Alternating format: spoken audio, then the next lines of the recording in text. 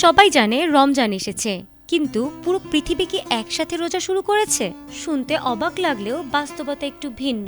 চারদিকে ইতিমধ্যেই সেহেরি ইফতারের রমজানের আনন্দ, মসজিদে ভিড় আর মানুষের মুখে উচ্ছ্বাস, সবই যেন একসাথে। কিন্তু কিছু জায়গায় ঘটনা একটু অন্যরকম ঘটেছে। বিশ্বের বেশিরভাগ দেশে রোজা শুরু হয়েছে 18 বা 19 ফেব্রুয়ারি। সৌদি আরব, সংযুক্ত আরব আমিরাত, কুয়েত, ভারত, পাকিস্তান সহ অনেক দেশে মুসলিমরা ইতোমধ্যেই রোজা পালন করেছে। মসজিদে জমায়েত, ঘরে ইফতার প্রস্তুতি, প্রতিটি মুহূর্তেই রমজানের ছোঁয়া।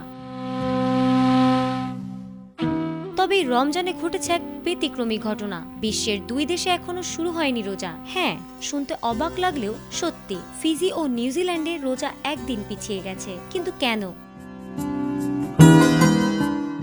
স্থানীয় ইসলামিক কর্তৃপক্ষ জানিয়েছে, শাবান মাসের চাঁদ দেখা না যাওয়ায় তারা রমজান শুরুর তারিখ একদিন পিছিয়েছে। ফলে ওই 2 দেশে প্রথম রোজা শুরু হবে 20 ফেব্রুয়ারি শুক্রবার।